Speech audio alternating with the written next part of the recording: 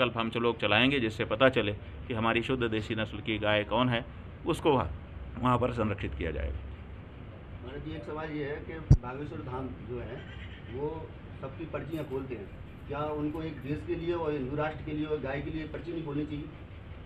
अब उनको क्या करना चाहिए, हम उनके निर्देशक तो नहीं हैं, इसलिए हम तो नहीं कह सकते कुछ।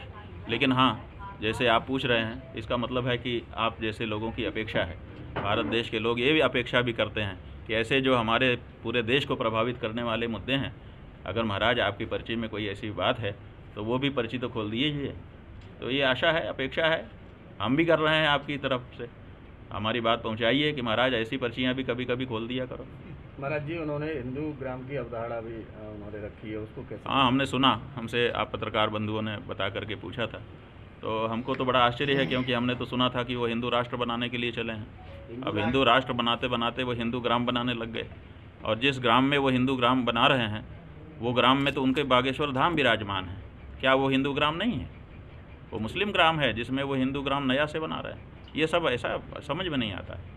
हिंदू राष्ट्र जो कहते थे, मगर मोदी जी के मिलने के बाद अब हिंदू ग्राम कहने लगे। हाँ, यही कुछ लोग ये कह रहे हैं, हमको भी बताया था लोगों ने कि महाराज जी, इनका जो हिंदू राष्ट्र का मामला था वो हिंदू ग्राम में तब बदला जब मोदी जी से इनकी मुलाकात हुई। जरूर इनकी कोई बात हुई होगी, ऐसा लोग अनुमान लगा रहे हैं, असलियत का अपने को पता नहीं। हम कोई संदेश नहीं देना चाह रहे हैं, हम देख रहे हैं कि राष्ट्राध्यक्ष किस तरह का विचार कर रहा है, क्योंकि राष्ट्राध्यक्ष और राष्ट्राध्यक्ष के सहयोगियों ने ये कहा था कि अगर नोटबंदी कर दी जाए तो आतंकवाद की कमर टूट जाएगी। हम लोगों ने सह लिया उससे जो परेशानी हुई, करने दिया नोटबंदी।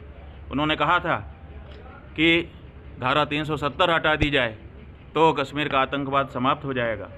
उसके लिए गौ हत्या तक की छूट उन्होंने दे दी। उसके बाद भी हम लोग चुप रहे कि कम से कम एक समस्या निकल जाएगी। और भी बहुत सारी बातें उन्होंने कहीं, हमने सब में समर्थन किया। लेकिन आज परिस्थिति क्या है? हमको कहा गया था कि आइए, यहाँ कोई खतरा अब नहीं रह गया, और हमको पूछ करके मार दिया गया। और इतना ही नहीं, घटना के ठीक बाद से जिस तरह से उस घटना को भुनाने की कोशिश की जा रही है, आपदा में अवसर खोजने की बात कही जा रही है, उससे एक निराशा सी उत्पन्न हो रही है। इसलिए हम राष्ट्राध्यक्ष से कुछ नहीं कहेंगे। हम राष्ट्राध्यक्ष के पूर्व में किए गए कार्यों का और बाद में किए गए कार्यों का अवलोकन करेंगे, विश्लेषण करेंगे कि उनका देश के नागरिकों की रक्षा में तात्पर्य है कि केवल अपनी राजनीति को चमकाने में तात्पर्य है। क्यों? क्योंकि पुलवामा में घटना हो गई, यही सरकार थी, ठीक है, पीछे चुनी गई सरकार थी, लेकिन लोग यही थे। आज तक जिम्मेदार कोई नहीं माना गया कि कौन जिम्मेदार था। और जब तक घटना जिसके कार्यकाल में, जिसकी जिम्मेदारी में होती है, उसकी जिम्मेदारी को निश्चित नहीं किया जाता है, तब तक आगे घटना होने की संभावना बनी ही रहती है। तो हम देख रहे हैं कि इस बार क्या किसी की जिम्मेदारी तय की जाएगी कि इस बार भी पुलवामा की तरह से ही राजनीति कर करके बात आगे बढ़ा दी जाएगी।